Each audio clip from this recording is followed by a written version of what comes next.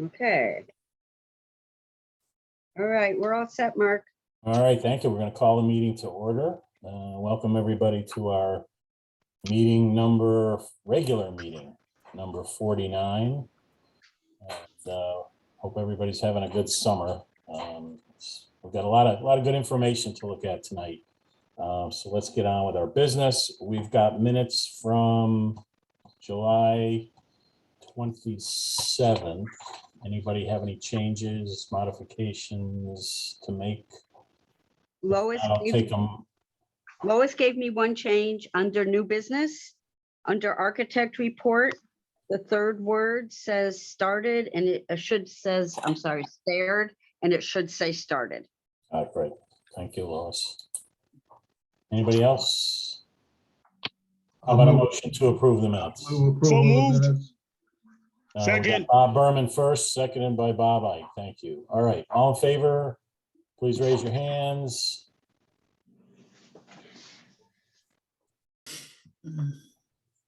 Anybody opposed? Okay, motion passes. Thank you. All right, we have lots of new business, so let's go right to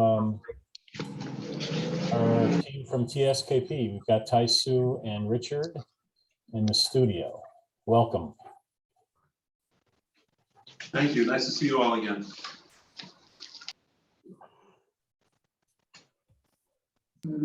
I'm sorry, did you ask us to Yes, update please. you? Yep, please Oh, go ahead. absolutely. Yep. All right, so I'm going to share my screen. And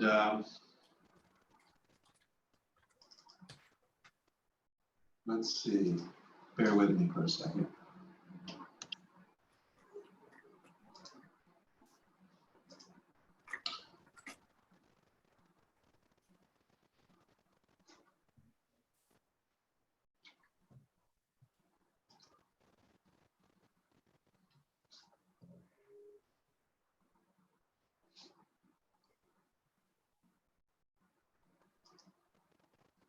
Okay, can you all see that?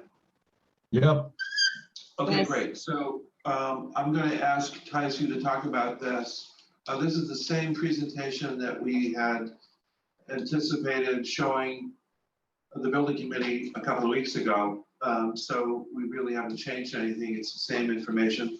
And we are anxiously awaiting your feedback. So with that said, I'm going to ask Tai Sue to start the presentation. Okay. Well, we have been working on mostly interior and also with elevation study. So let me start interior study, because you see, you really have to develop from inside out.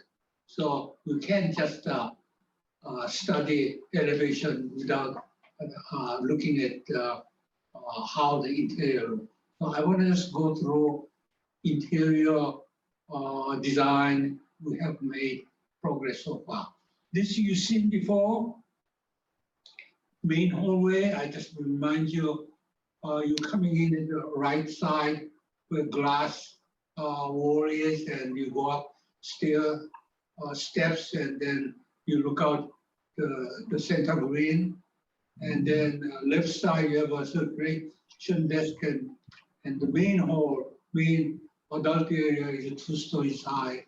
And the further end, the low level study and quiet reading, and upstairs also a reading area. And if you look at the left side, the upper level, you see series of private study area. So it is very open plan. You see beyond the information desk is a kids area, and then I said before, the low up to, let's say, of 6 feet 8 inches bookstep, but above that is all glass. So it's really going to be a very transparent, open feeling of the room. Next, we studied community room, and I want to show you just a plan layout. we use your existing, Elizabeth told us, they intend to use existing chairs, so the existing chair is 23 inches wide.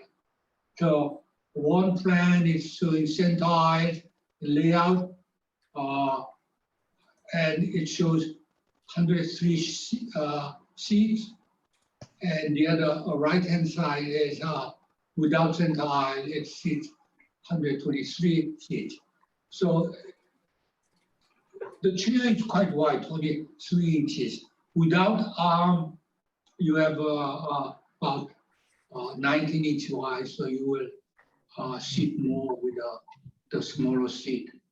Now, we talked to librarians and what kind of equipment and chair storage world, and we placed that all the equipment they have, a closet and storage back there, so we have plenty of storage. So I think this functionally it works.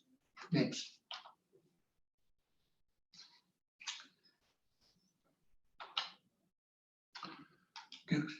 Well.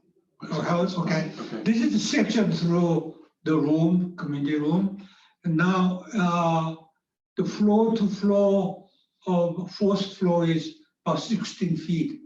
It seems high, 16 feet, but you know, this room has a 44 feet single span, so the beam is quite deep. It's almost like a 32 inches deep beam. So I want to create as high as possible in this room. You know, if you put just a flat ceiling, you're going to end up maybe just a 12 feet high ceiling height, and that's just not going to feel good for the room. So we use this folded ceiling, use that structure, and duct can go through that triangular area and reach out to the outside wall. And the light will be located at that higher end. And also this ceiling shape really does promote good acoustic projection from the stage, reflecting downward. So, and also we studied window locations, and we did one window versus two windows, and two windows feel much better for this room. Next. So this is the rendering of the community room. You see this folded the ceiling. This will be just maple plywood. You see light at the high end. And it's kind of floating feeling, and so it gives a very nice feeling to that. And you see two windows looking out west side, and I think it gives a very elegant open feeling for this community room. And I mean, this rendering shows packed seating, but this room probably uses many different layout, you know, tables, so on, so on. Next. Children's area. This is quite big. Children's area is about 6,000 square feet, which has a children's center area. And then we have a middle school area, and then teens area, and the small study or meeting room there. And so it really, I felt we really need a center of this entire area. So we have created some central location in the middle of a children's center, that area, looking out the window. Next. So this is the rendering of children's area. I thought maybe we need some theme for this room, and my theme here is a kind of outdoor or nature. And so maybe carpet might be a much greenish tone carpet. And then in the middle of this room has a raised ceiling because you see, we're going to have a lot of duct going through this room. So we can raise the entire area, but that center area, we can raise it and create sort of floating cloud kind of a panel. So it gives a not only center of this whole children's area, but also it gives a really very cheerful space. And again, this room feels right with 2 windows. So we place 2 windows. You see at the left side is the information desk. Behind that is the library and the offices. Now, same again, we have about 6 feet high book stack and above that all glass. And the other side, the right side is a kids area. We will have the same thing as about 6 feet high, a book stack and above that all window. So as this rendering depicting, very open kind of feeling. But I think this center thing is very important for putting together and understanding this space. Now, I know Downs said this is an alternate, so we will have probably, I think cloud is the money issue, so it may end up a flat ceiling, higher up, still maybe creating similar something effect of light and so on. So that's interior effect. Next. Now, in the west side elevation, this has been very challenging task for me. I mean, I spent a lot of time, many different configurations, windows, but as I showed you, interior, really window configuration should be from inside out. So this various study does not really match what I showed you, interior of a community room and the children's library. So from that, I had a lot more than this. From this study, I chose this elevation next. These are the elevation. Now, if you look at the top, from right-hand side, there's 2 windows. You saw that windows from community room windows. And then next window is office of librarian. And there are 2 windows from children's area. And the last window is from teens area. So middle schoolers. Middle school, I'm sorry, middle school area. Now upper part, there's some comment made that looks very small window. It's not small, it's this offices, windows for office, and window size is 6 feet 4 inch wide and about 6 feet high. I mean, these are small offices, like 10 by 12. So I think it's a substantial size office. Now, I have tried many different material things, but it really is come down to this 3 options to me. The bottom pier is all brick, entire wall is brick with introducing more lintels and so on. Second one is, middle one is the bottom base is a natural stone base.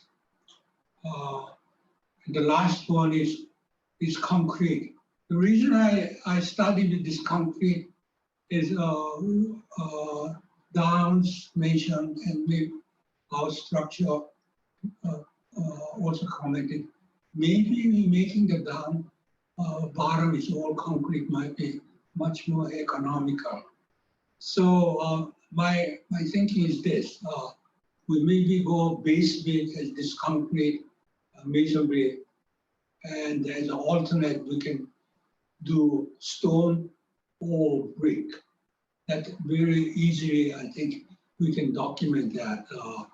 And I'm talking about stone is very thin stone, like a 3 inches thick stone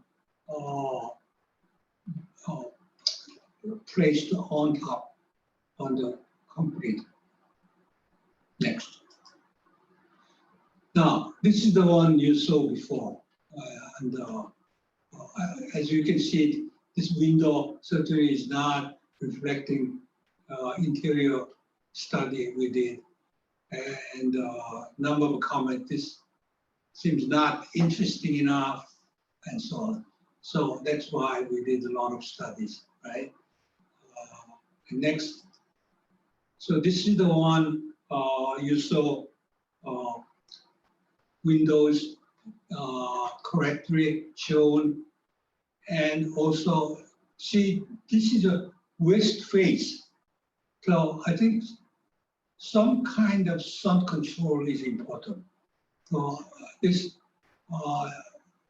drawing shows vertical fin, maybe about 12 inches deep vertical fins controlling late afternoon suns. And I think there will be very good, you still have the view, but some control of sun. And I think I like this vertical fin because it's not only functional, but also it does echoing the east side, the vertical sun control, and also somehow it goes well with the front colonnade. Yeah. And next, this is more bottom part is stone. It's certainly give a little more variety of feeling, and I think this gives a very nice touch to it, add more interest.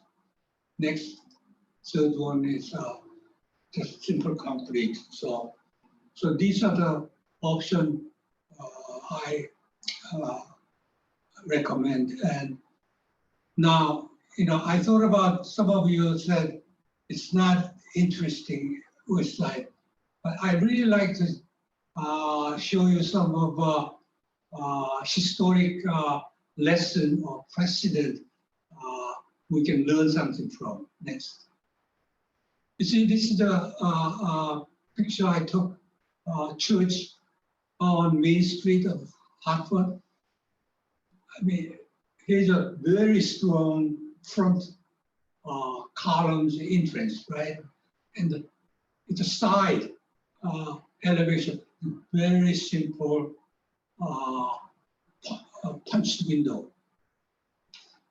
The reason this is simple yet very strong is it's really very earnestly expressing the concept of this building. It's a brick building and front portico, which is the front entrance.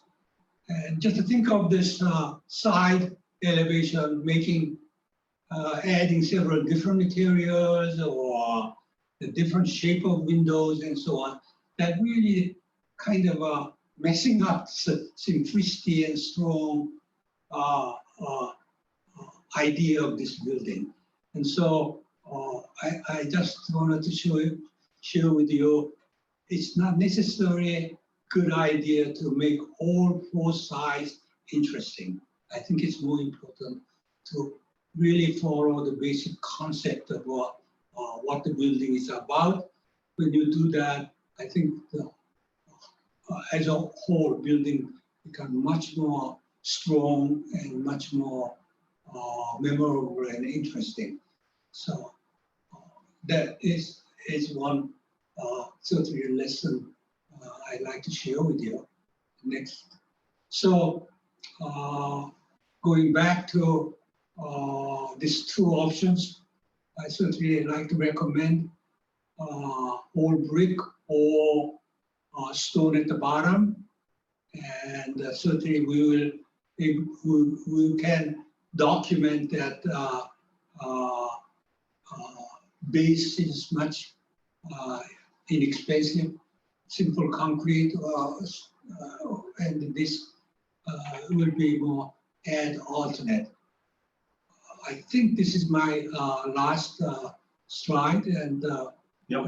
that's my recommendation, and move forward.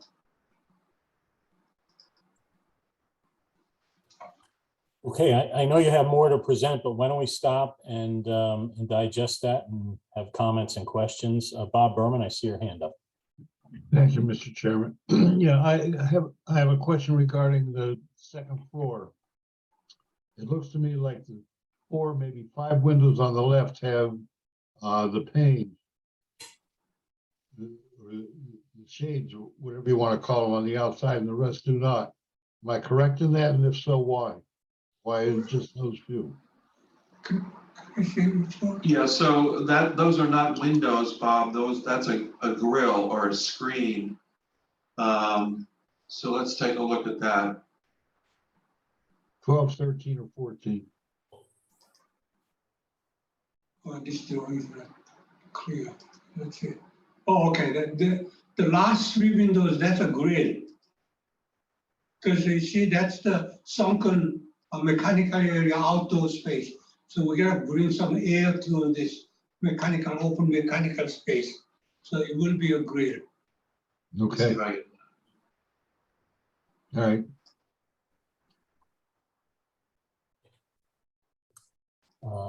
Other questions, comments, please? Can you see that? So I'm sorry to interrupt, Go Mark. ahead. So behind here, there are no rooms. There's mechanical equipment behind here. And these are not windows, it's just a grill. Okay?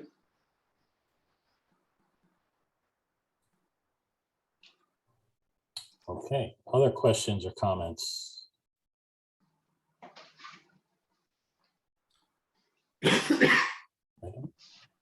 Leah, Thank you. I really like it. Particularly the community room. I love the details and the way you made it look. It looks almost like a mini concert hall, and I assume a lot of concerts will be happening there. So I really like how you solved that problem. I think it's very cool. Thank you. Lois? I also like it. I like the grills. I like the fact that the windows are larger and relate to the two active areas inside, the children's area and the community room. I do not like the stone. I would prefer the brick or the concrete. I think the stone adds complexity. And I hate stone, which is added to a building as opposed to actually being part of the building. That's just my personal preference. I think it looks cleaner and better without the stone. Bob Berman, is that a new hand? Yes. Go ahead. Yeah, I have to disagree with Lois. I like the stone. I like the stone or the concrete. I really don't care for the brick. I think it's too much brick. I think the stone lends some cachet to it, and the concrete also does as well. Thank you.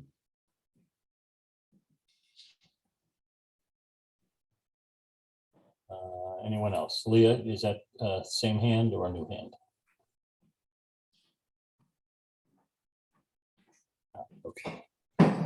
Well, listen, Tai-Su and Richard, I want to thank you very much. A lot of effort went into that. I know we've been patiently waiting, to look at these new things, and I think it was worth the wait. I particularly like that west elevation in that it, with any of the options there, you get that very traditional base middle, and top, which personally I think does a lot for an elevation, and it doesn't overwhelm the bridge and the porch, which is the concept. So I think they work very well together. I think the concrete would be fine there from an economical point of view, and it can be a color. You know, it doesn't even have to be, you know, what you think of concrete. You know, it could be, you know, cast in some sort of tone as well. And did you envision that whatever that material is, concrete or brick or that detail at the base? Did you envision it going around to the north side as well, turning the corner? Yes, yes.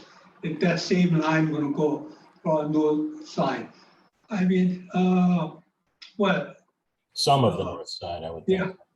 And, you know, concrete doesn't have to be plain gray concrete. We can always just specify also colored concrete, like tinted color, like a brownstone color. So we have a choice. But what I'm saying is, if committee wishes, you know, entertain all brick or stone, we'll be able to very easily base bid as concrete and then add the details so that can be all brick or stone. And may I say my preference? Sure. I like all brick because as you showed, I showed you historic example. You know, it's carrying out the basic idea of the main building is a brick building, is all brick, and so. But I can live with a stone or any other material. Concrete is fine. If it's concrete, it will be not gray like that. It will be some sort of a brownish concrete.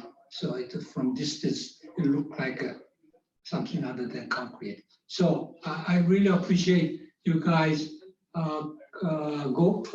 like what I showed you, and it's big relief for me.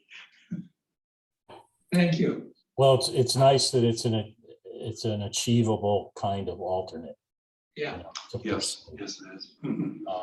Let's see, Ava, you got your hand up. Actually, I wasn't trying to put my hand up. My screen was frozen in share, so when it suddenly popped up, and I don't seem to be able to turn it off. Okay, I will try and remember that if I call in. For some reason, I'm still apparently stuck in share. Okay, no problem. I am too. All right, well, as long as you can hear us, right? I think the sharing is just continuing. I think it just needs to be stopped. Yeah, Yeah, Stop sharing. TSKP just needs to stop sharing, and then it'll work. okay, well, I know they've got more to present. It seems to me that, you know, we've heard different opinions, so the alternate route seems appropriate at the moment. And perhaps, you know, we can refine that as we go forward. Maybe when we really do see cost differences in the design development estimate, that might enlighten us some more about what direction we're going in. But seems like at the moment it's, you know, let's pursue one with two different alternates. That seem to make sense.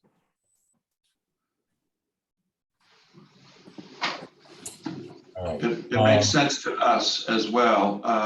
So just to remind the committee, Mark, our timetable, our agreed upon timetable with Downs is to deliver the design development package on October the 7th. So if you and the committee are agreeable to having us pursue these alternates as part of this documentation, because Downs is going to be pricing after October 7th submission to them, we can during the coming month, during September, detail these alternates so that Downs can more accurately price them. So I'm hopeful that the committee gives us the nod to proceed with the west elevation as illustrated. We're going to do a north elevation. We'll do all the elevations, but we'll like to illustrate this concept of a base, the middle, and the top as illustrated by Taisu. Somebody like to make a motion to have TSKP proceed with design as presented tonight? Yeah, Mark, I'll make the motion that we accept the design of the west side design is presented and proceed, TSKP to proceed with that so that towns can price out the all three options. Do we have a second? Second from Lois, thank you. Any further discussion on that? Okay, all in favor, raise your hands.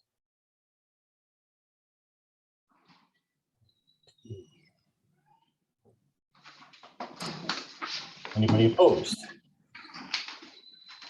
All right, that motion passes.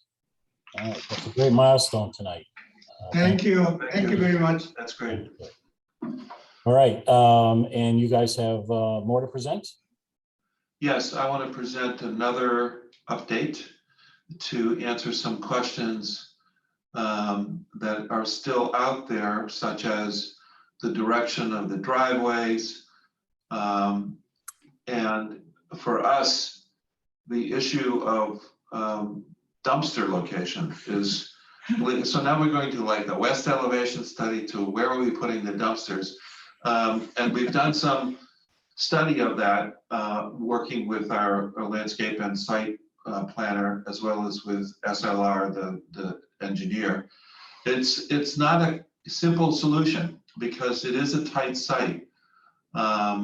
So let me just bring you up to speed here.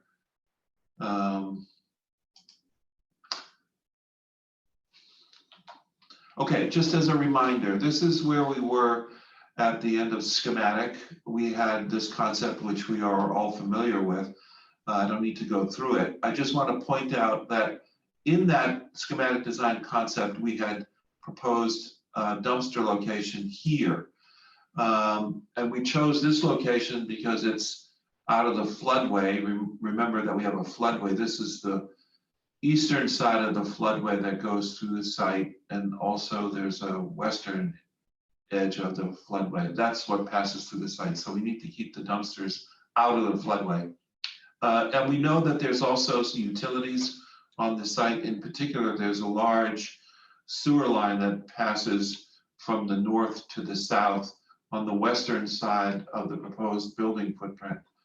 And then there are other constraints as well. We have a pedestrian bridge here, which we're trying to keep at an appropriate slope so that it's not difficult for a pedestrian to rise up in this direction. We have some traffic complications here. We have a traffic signal, a light, a state road, and then we have also the Mountain Avenue entrance, which is close to where it is right now. And then we also have the elevation of the sidewalk, the elevation of the first floor. We need a certain clearance between the first floor and the lower floor to get vehicles in here. So with all those constraints, when we really started re-examining how were we going to get a truck here to pick up, it's either the trash dumpster or the recycling dumpster. There are two devices that need to be picked up by a truck. And this is about this enclosure, the suggestion of an enclosure is drawn to scale. But the problem is maneuvering a truck and getting out of this. Picking up the units, and then there's no way to turn a truck around. And it turns out, based on my conversations with the current vendor who provides dumpster and recycling services, there's a height restriction. They need to have, according to the person I spoke with, 13 feet clearance. So we cannot drive through the garage area. We don't have 13 feet clear here. So this presents a bit of a problem. So then we started looking at alternative locations for these dumpsters. One option is placing them here, right there, directly off Mountain Avenue. Not a great location from an aesthetic standpoint, because it obscures this beautiful facade. Another location suggested by Mike Segan is here, option 2. Again, not a great location. This is a hammerhead configuration. A truck would come in, pick it up, back, and then go out on the right-hand turning. We even looked at a third option, which is placing it on the Riley site, but that's quite remote. So we went back to the drawing board and we looked some more. And we also examined the site a little bit more in detail. So this sewer line runs through the parcel and then splits off. Is an existing sewer line. It belongs to the MDC, and we noticed that it's already paved. So the question came up in our mind is, why can't we go around the building with a service drive?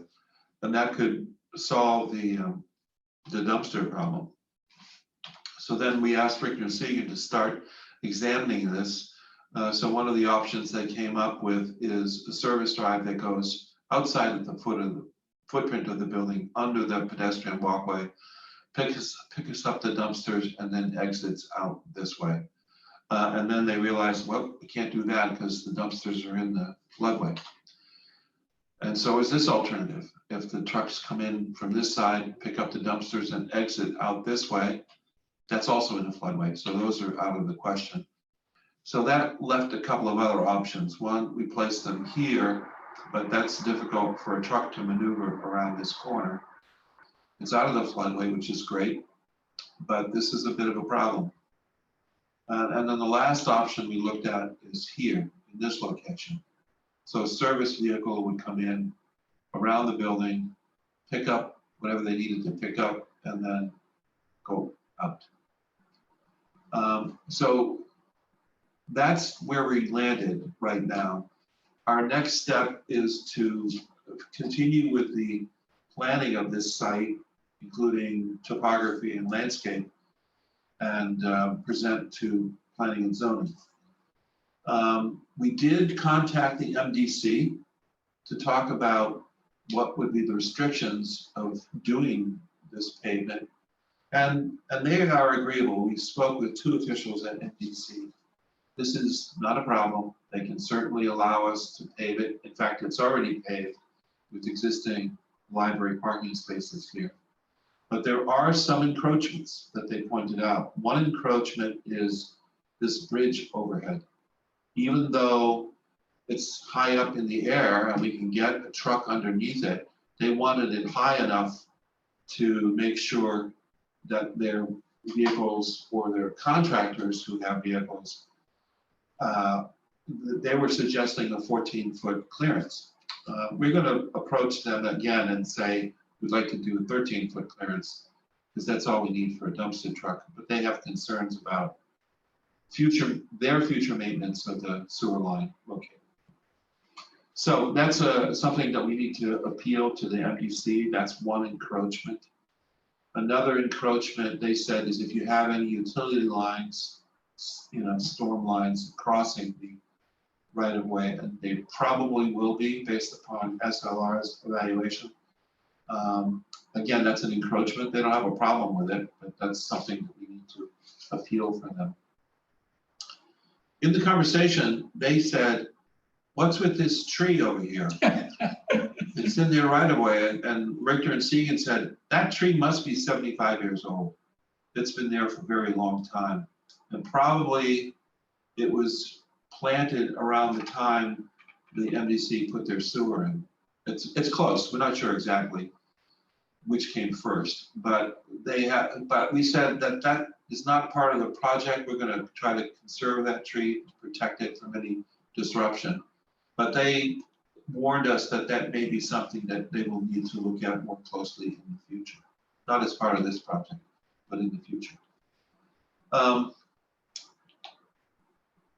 And so now we're in the process of grading the site and examining the cuts and fills. Remember, this is in a 100-year flood zone area, so we need to make sure that we end up with a site that does not diminish the flood water capacity on the site, and SLR is studying that right now.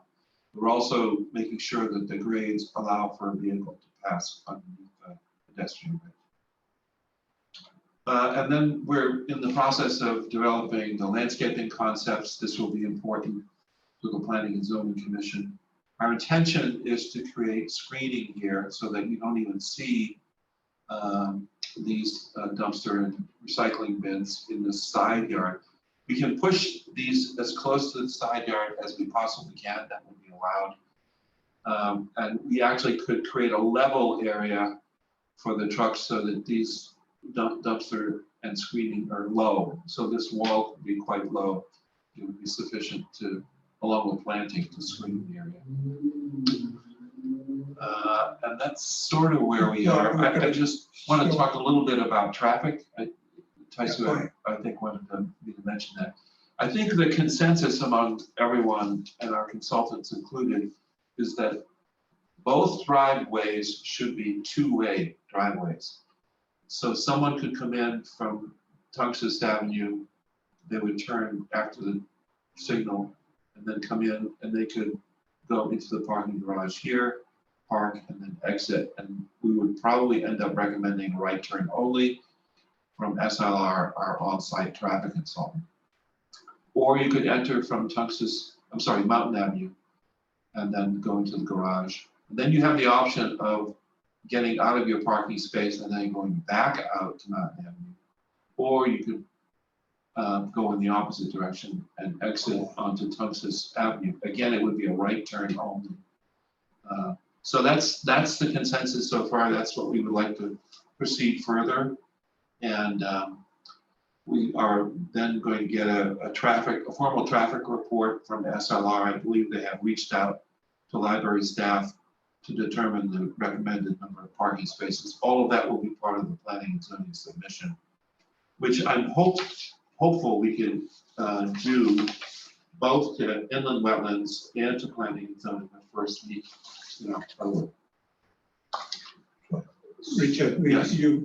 we're going to formally propose to MDC this, what do you call that? Encroachments. Encroachment process. Right, So we need to get approval to proceed that process. right, so that's probably a 90-day process. First, we define what the encroachments are. And that would be 3 encroachments, if I haven't clarified that. One is putting this pedestrian bridge over their right of way. Second is cutting the topography that's on that right of way right now. They will allow it, they just need to go through their formal process, which means a review by their technical staff and ultimately approval by the board, MDC board. So that's the second encroachment. And the third, I think I had mentioned before, is any utility storm lines that cross the right of way also we need permission to do that. So with your go-ahead, we can proceed with that process. It will be spearheaded by our civil engineers, SLR. So that's an update on dumpsters and driveways. All right, questions, comments? I was just gonna say, I do like the idea of coming in both ways. However, I would want to know if we could do something just to make sure that it doesn't become like a cut through. So maybe a speed bump or something like that, just to make sure that folks don't try to avoid the corner and cut through the driveway of the library. No, that's a good point, Jesse. I'll make sure that we discuss that with our traffic consultant. Thank you. Chris. Yeah, now if we go with the service drive, do you foresee it having use for deliveries as well, or not? It depends on the size of the delivery vehicle.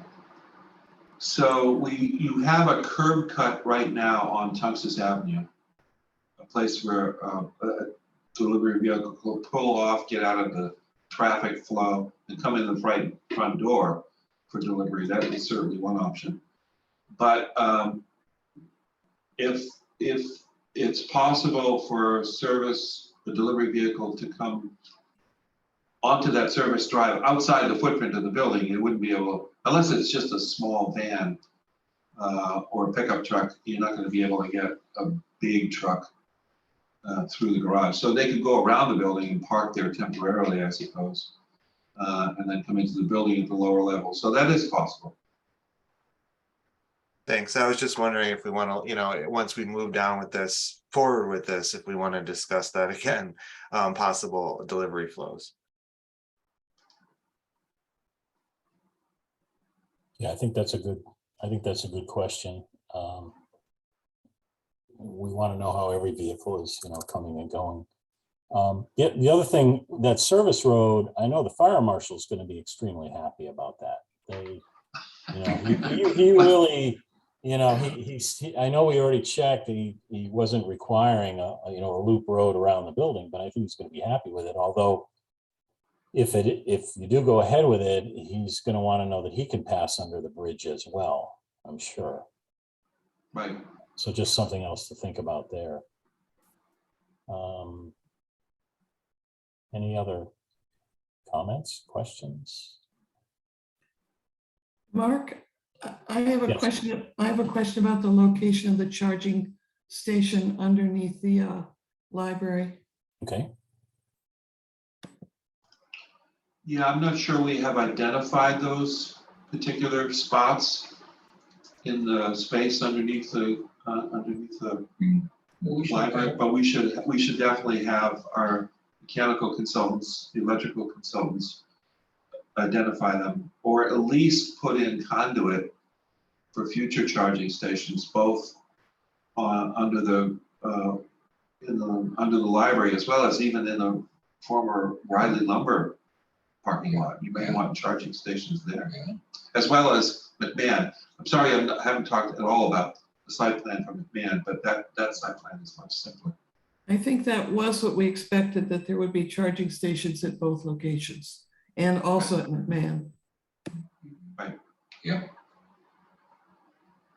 I don't have those locations this evening, but we will make sure that we're doing that. Okay. Ava, I assume you're okay, right? You're good. Okay. Just checking. All right. So are we satisfied with this proposed dumpster location? Any comments on that? Do we want to have a motion to approve the site plan as presented tonight? So I just have a quick question, Mark. Oh, go ahead, Allison. Sorry. I just want to make sure that it's not too far away or too uphill. Will our custodians be able to take things out to it without it being a huge inconvenience? Right now, it's pretty flat when they, take out garbage and recycling, so they could roll a cart or a giant garbage bin out there, but that other elevation is uphill. I just want to make sure it's not too terrible. Well, we have, that elevation is close to the main floor, the upper floor. So custodians could go out the front and go directly to that without having to use the elevator after they collect things from the other waste generator, which is on the second floor, on the top floor. So they would come down the elevator with those things and put them in a bin, a cart of some sort, and then cart them out to the dumpster area in the northeast corner where we showed you. So I don't think it's far at all. Right Okay. now you have it close to right now it's in the corner of your existing parking lot, I believe in close to the northwest corner. I'm willing to bet it's equidistant, except it is closer to the lower level. Okay, because I was just envisioning, they're coming out like down below instead of up higher. Will there be sidewalk or a paved area where you could go out that front area and straight over to the left? Oh, yes, absolutely. So we're going to forward this presentation to members of the committee through Nancy. So you will be able to see, if you look at the plan, you'll see that the front door leads directly to steps as well as a ramp. So you can go down a ramp. It's not a big ramp, but it's just enough to get you down to the sidewalk, and then just head north on the sidewalk until you get to that dumpster area. Okay, great, thank you. Well, the north, there's an exit on the north side. That's the stairway, isn't it?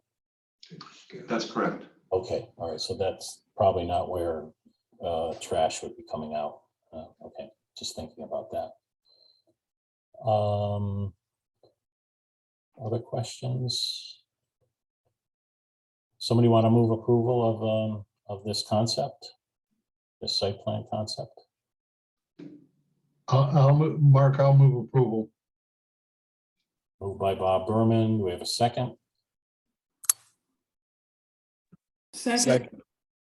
Okay, Lois, thank you. All right, any other discussion? All right, all in favor, please raise your hands.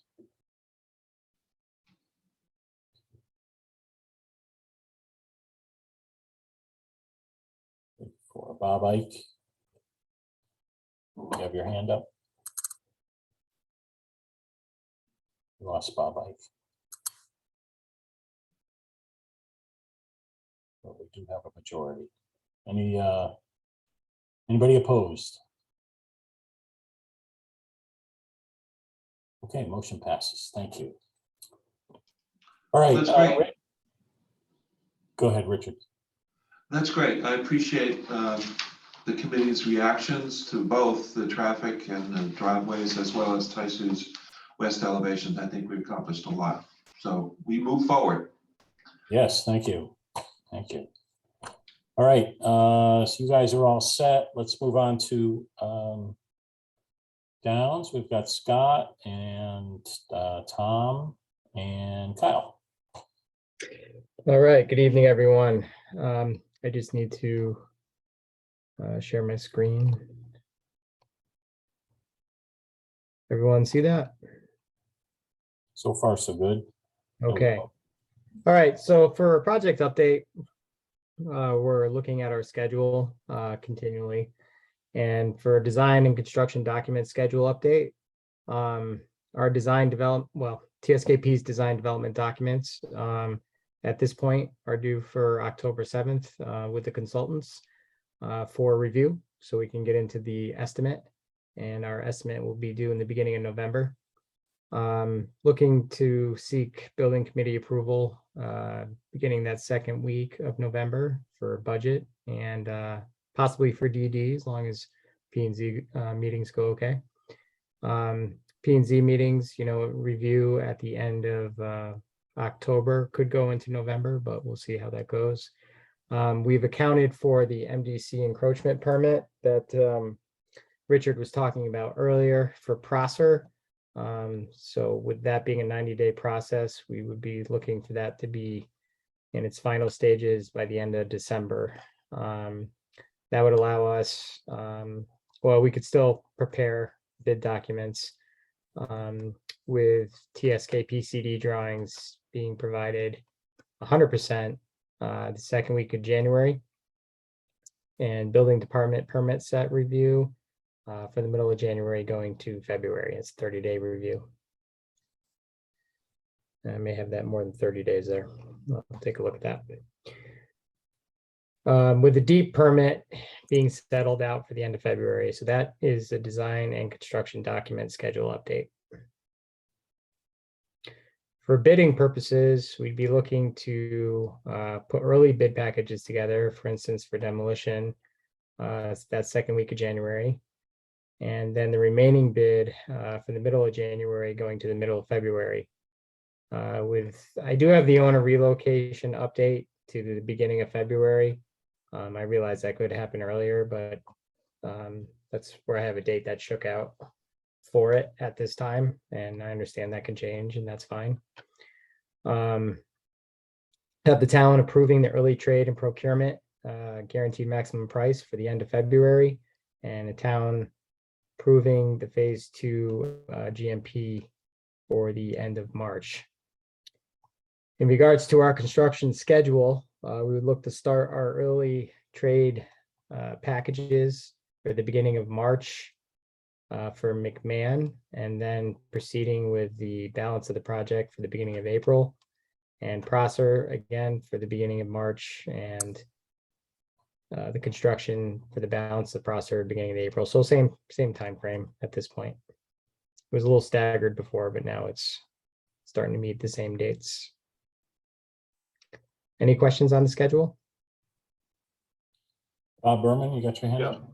Yes, I do. Thank you. Yeah, I don't see the inlands wetlands on your schedule. You're planning and zoning, but I don't see it. I didn't see inlands wetlands. Yeah, Richard had mentioned before they may fall on the same time. So I can update that to kind of show that there. Yeah, Scott, that's correct. We're hoping to submit to wetlands on October the 3rd and submit to planning and zoning on October the 6th.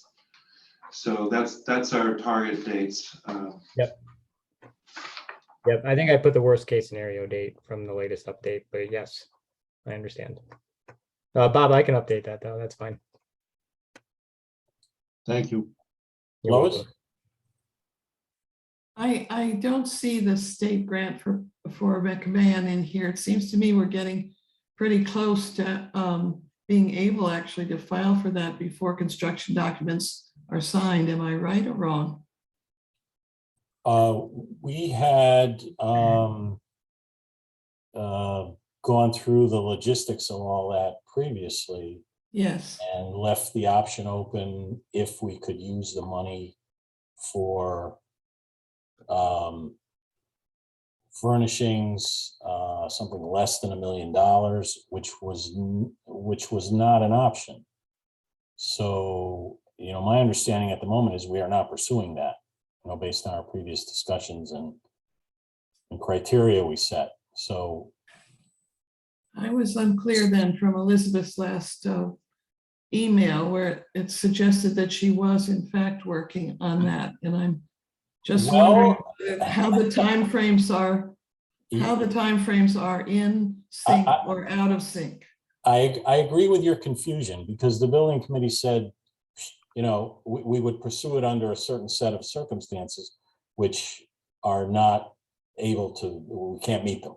So essentially, we're not pursuing it. However, I agree with you. It seems like Elizabeth is pursuing it. I'm not sure what's happening with that, because I think we've already messed. Ava, I see you waving your hand. I'll get to you. Thank you. Yeah, I mean, as far as the building committee is concerned, we're not pursuing it, based on our schedules and ability to use the money without having to spend more money to get it. So, Eva, I'll let you go. Yeah, it turns out that, and I think this is probably what Elizabeth was referring to, because some towns dropped out of the process and have told CSL that they are not going to submit an application. There's enough for every town who has indicated an interest in applying at all to be funded. The funding is already in place.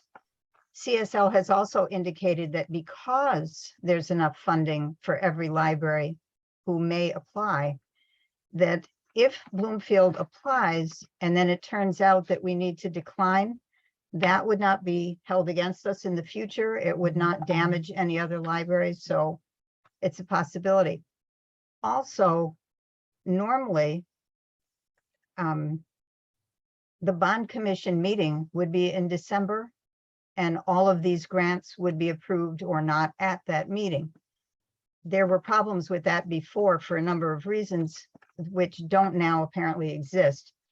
So CSL seems pretty confident we would know in December. So, and it can be used for things other than construction, pure construction. It can be used for other stuff. So I think Elizabeth's thinking was that it's probably prudent to do the application. If we decide that it doesn't work, we can withdraw without penalty. And that way it doesn't affect, if it were looking like it was going to affect any of the processes, it can be withdrawn. She and her staff are willing to do it. I had reservations about that, but she feels that it's something that if it could become available and would save taxpayers money and would cover parts of the project, that they're willing to do that work. I am confused about how it jives with town council approvals to proceed with this. Town council would have to approve. I believe they are at this point, because some of the instructions have been rewritten. I think the only approving body right now is town council, as far as CSL is concerned. And Nancy, can you enlighten us on the timing of that? Or I had the feeling it had to happen in August. It did. The deadline for the applications is September 1st. So it looks like we're back to it not happening. That isn't the case, though. I just wanted to, that was in the email Elizabeth sent. I just want to verify that. The town council can approve anytime in September. The application's due September 1st. Their approval and all its supporting documents are September 30th. I just want to make sure it's clear. That's not clear at all, because that's not what their rules state. So the rules had stated that they had to be, I thought it was September 1st, the applications had to be submitted, and including the governing body. I don't No, believe. we verified that with Maria Bernier at the state. Okay, well, that's not been shared that I recall, because it's not what their rules say. Yeah, it's in the timeline documents they submit. They should make it more apparent, but yeah, all supporting docs, including the resolution, you have till September 30th.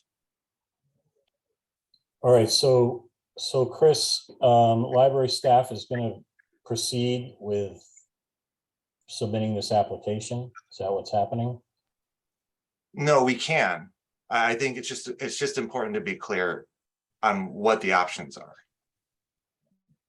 I don't know. I don't understand what you mean you can't. You just said you could. No, I said we can. Yes, we could do it if, yeah. Oh, okay. Sorry, misunderstood you. Yeah, I guess I'm hearing there's no reason not to, unless there are factions at the state that will frown upon us pulling back once we get it and say, no, thank you, due to schedule.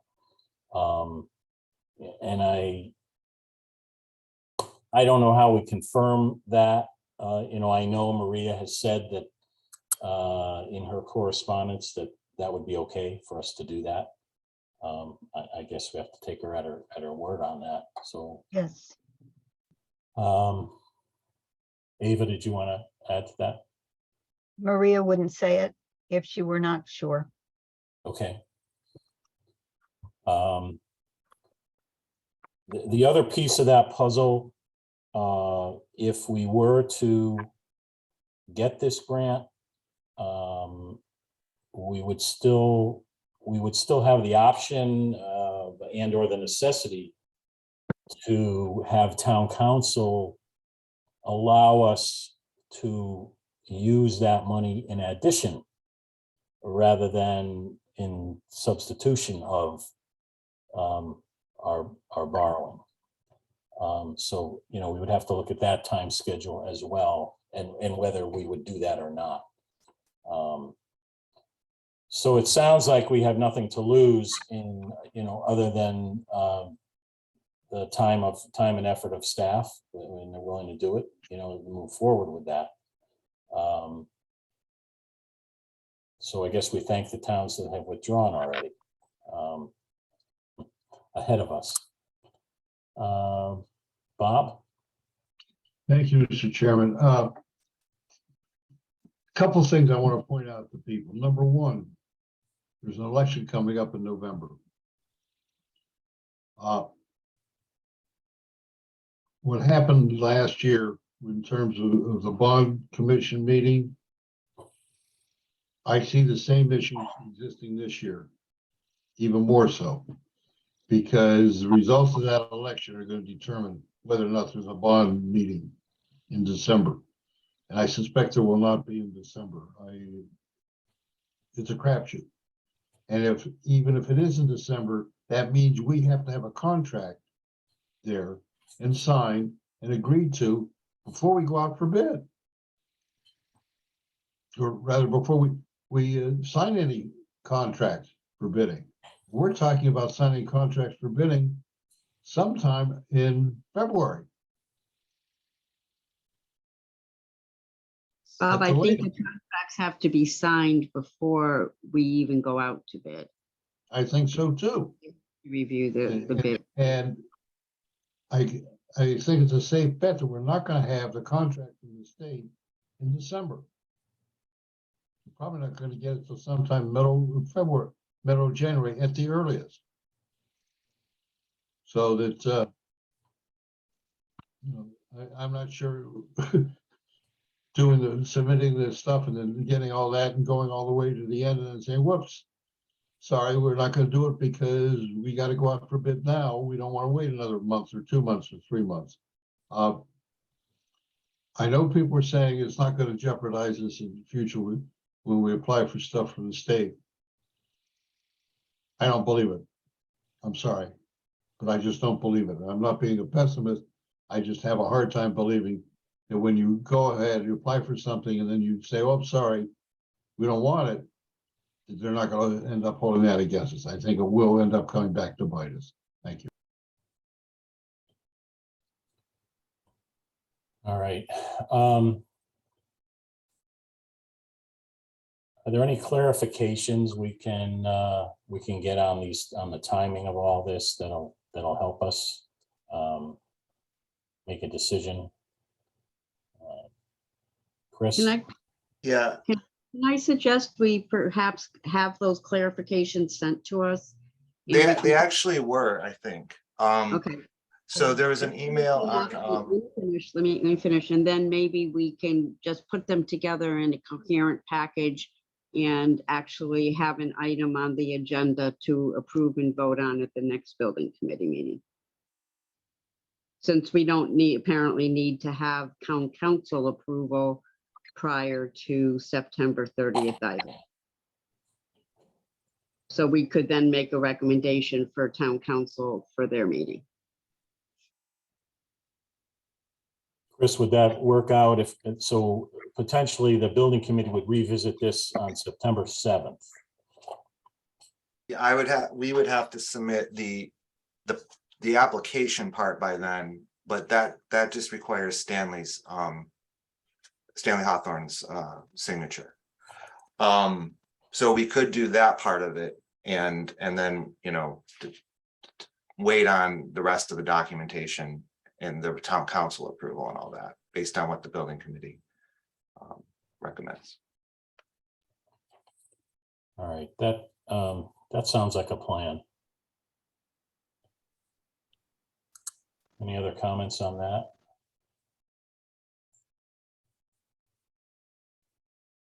Okay. Scott, we were in your report. Okay. Go back. Next item was about lead, just letting everyone know that Cynthia from CMK Lead is now attending meetings with design and our owner meetings and is getting more involved in the design phase. Procurement. So we're just noting that, as we start to get design information in, particularly with switchgear and MEP items, mechanical items, it's going to be important we look at those items for long lead procurement and see when we can actually make a move to buy equipment if possible.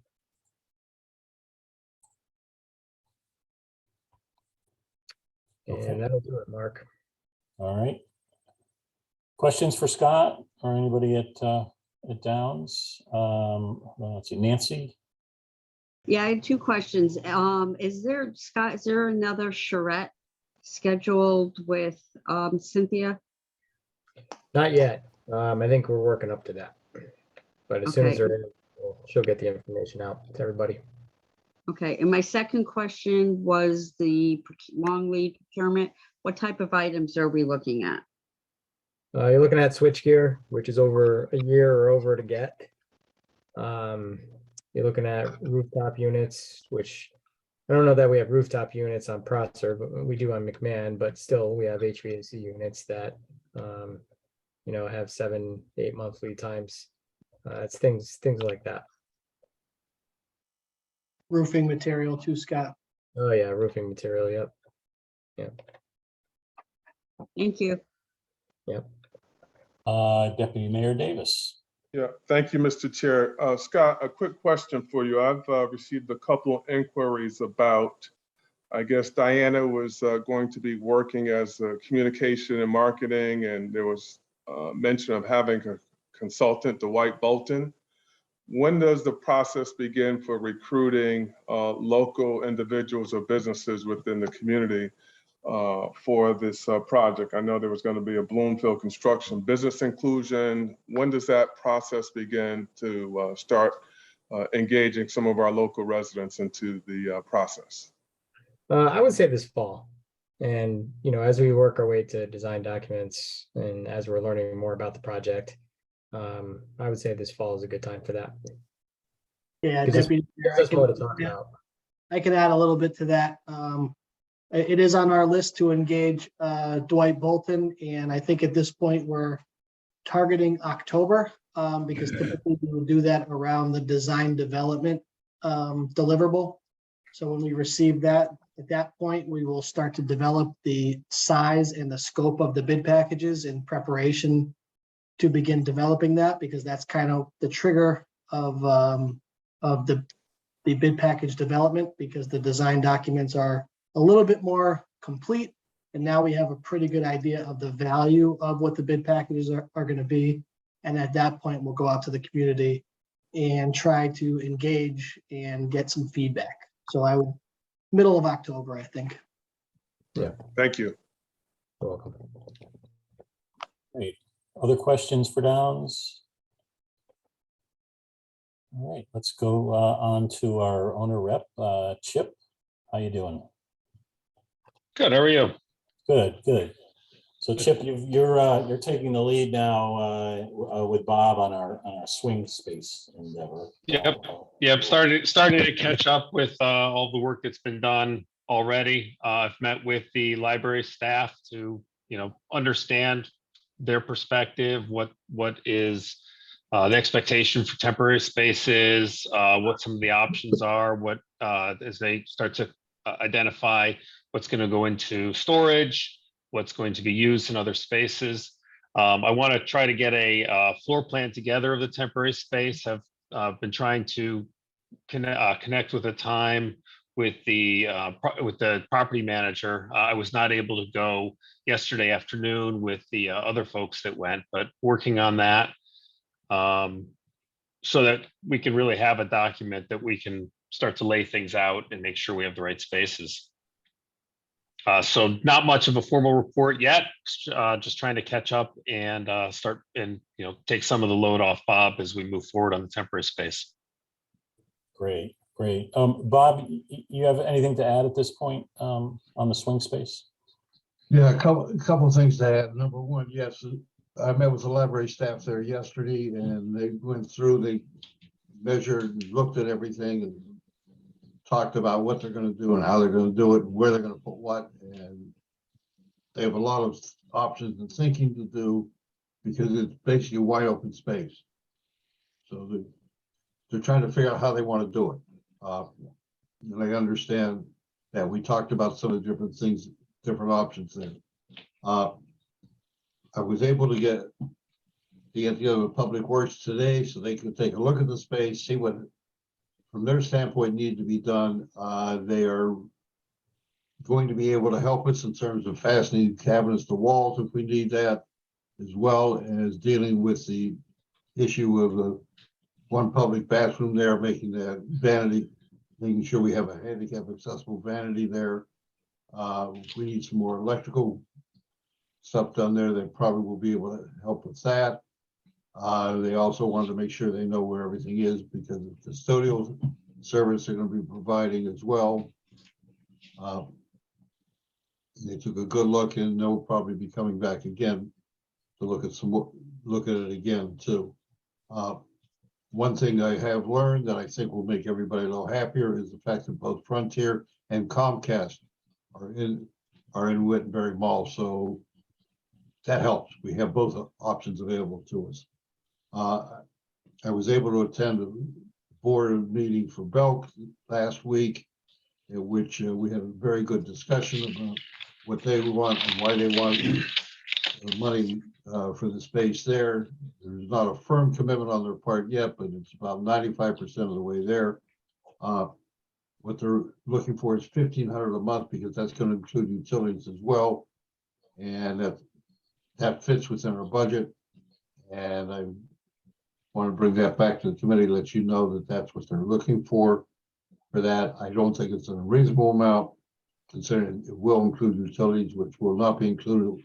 Wittenberry Mall will have to pay for the utilities in addition to the rental fees. I will be going over to Myers sometime next week just to start the conversation with them about storage.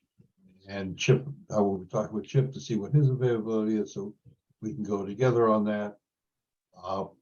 One of the problems I have in talking to Meyer about storage is, number one, I don't really know what we're going to be storing there in terms of permanent storage for the 18-month, 12 or 18 months, or what we're going to be putting in storage there. The library staff is going to want to be able to access. Once I have an idea what that stuff is, then of course we can get into more serious discussions on it. But at least I'm going to find out what's available, get an idea what the costs are for storage there, and we'll go from there. And that's all I have. Thank you. All right. Questions for Chip or Bob? All right. Thank you, gentlemen. Bob, thanks for all the time you've been spending on this. A lot of details. All right, let's go on to our committees. Outreach, Allison or Chris, anything on behalf of Elizabeth for outreach? No? Okay. No, I would just say we just continue to point our patrons to the library building committee page on the website, which we keep updated as we have the new documents that come through these meetings.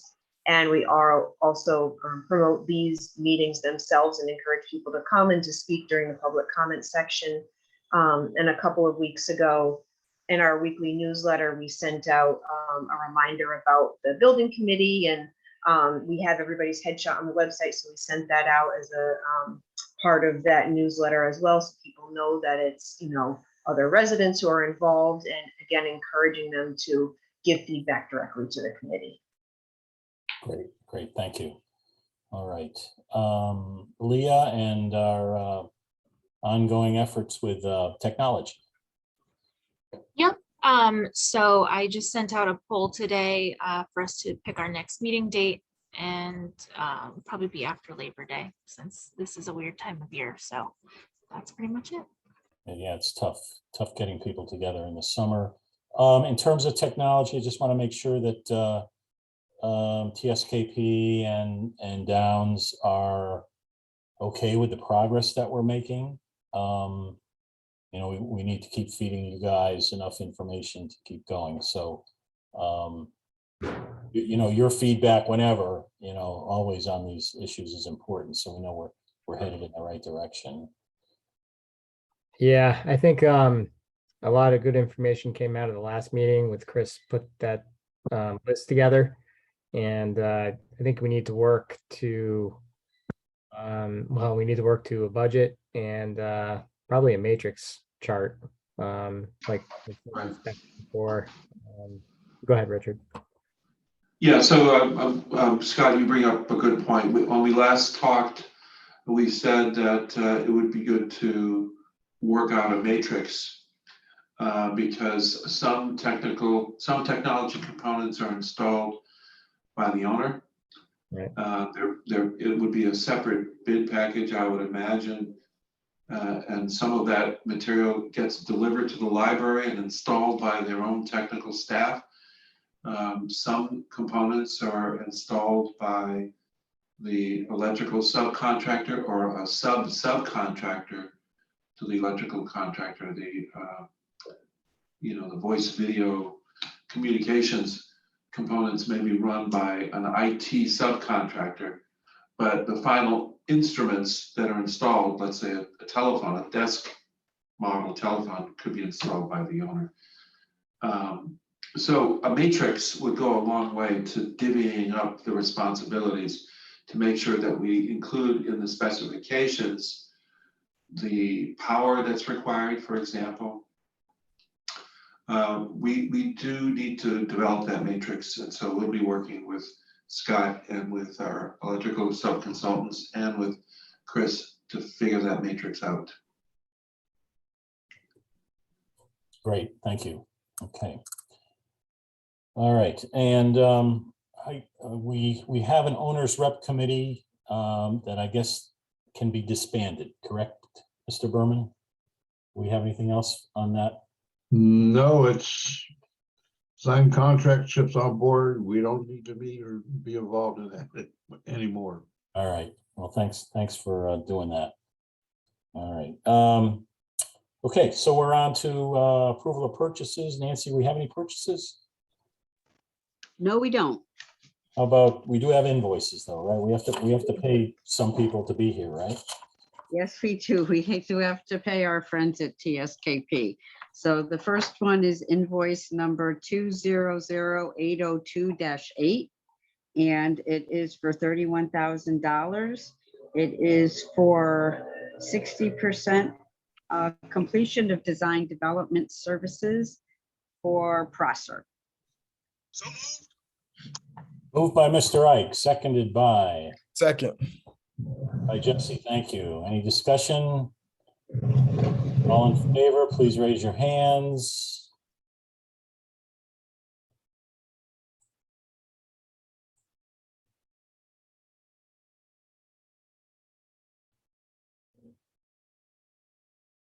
Anybody opposed? Any hands up for opposing? Okay, motion passes. Thank you.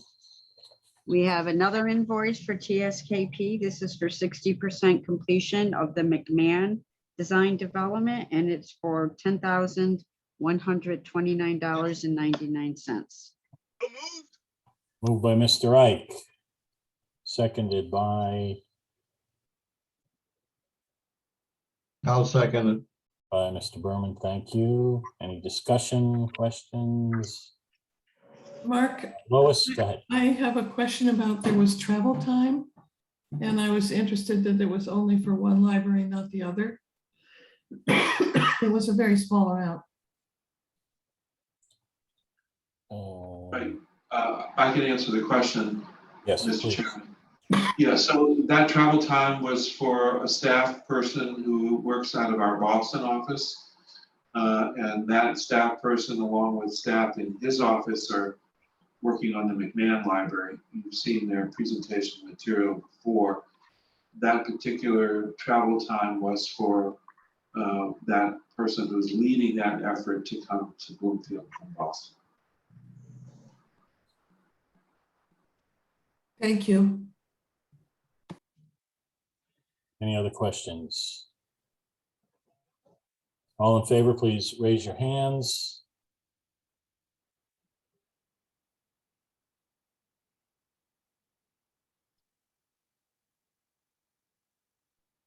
All right. Anybody opposed?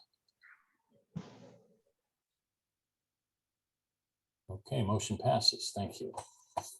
All right, so that brings us to our future meetings. We've got our two September meetings, the 7th and the 21st. As always, let us know if you cannot make it. It's important we continue to have quorums, and I thank you all for being here. Mr. Chairman, I won't be here on the 7th. I'll be on a cruise to Hawaii. Another So I won't be able to cruise. see that. Okay, so I won't be here on the 7th.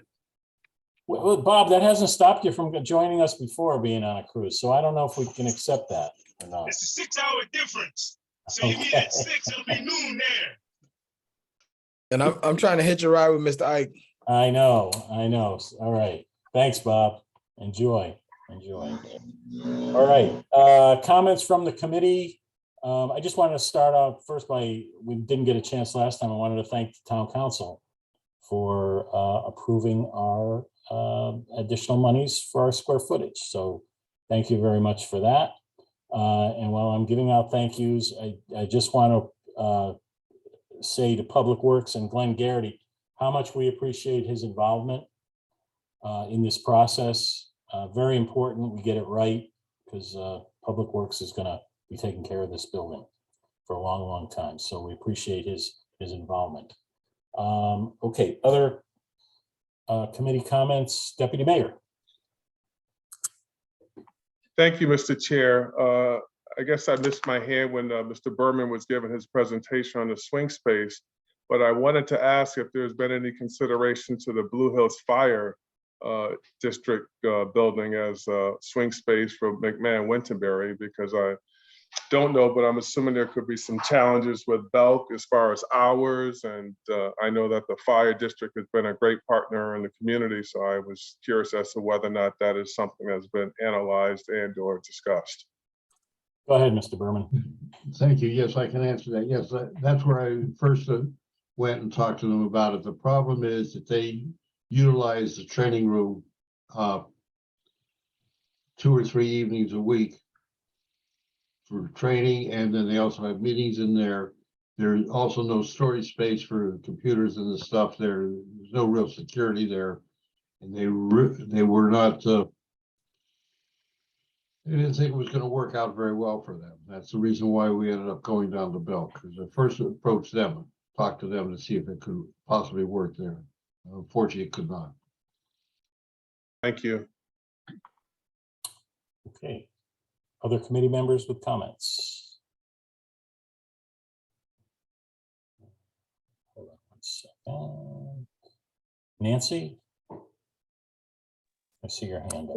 Yep, my hand is up. I just wanted to report that I had attended a seminar or a webinar with Public Works on procurement for alternative energy, specifically so we could do the solar panels on both buildings.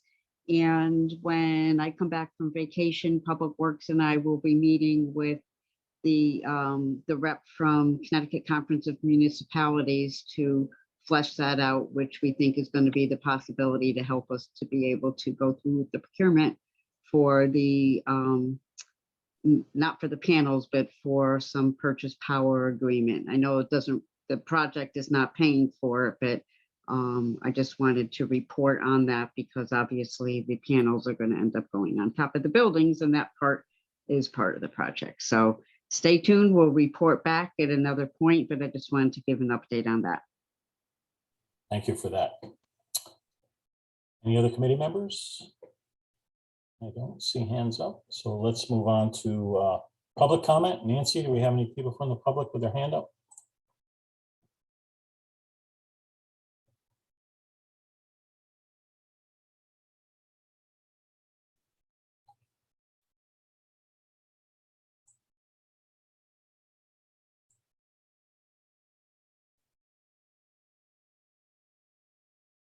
Did we lose sound here?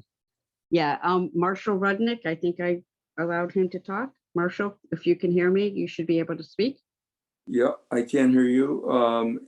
I just wanted to say, if anybody is interested in a committee outsider's opinion on the 3 possibilities on the, I believe it was the western wall with the, whether it was brick or concrete or stone, I thought that from the small, I mean, it's pretty small, so it's hard to see it. You've seen bigger versions of it probably.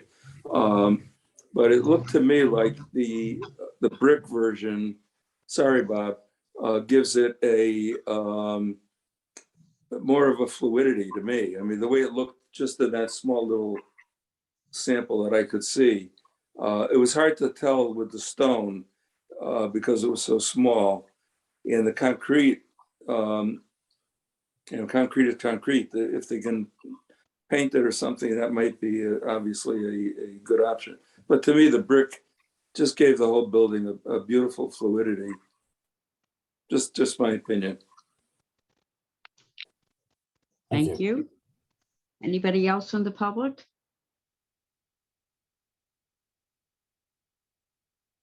Okay, no more hands raised.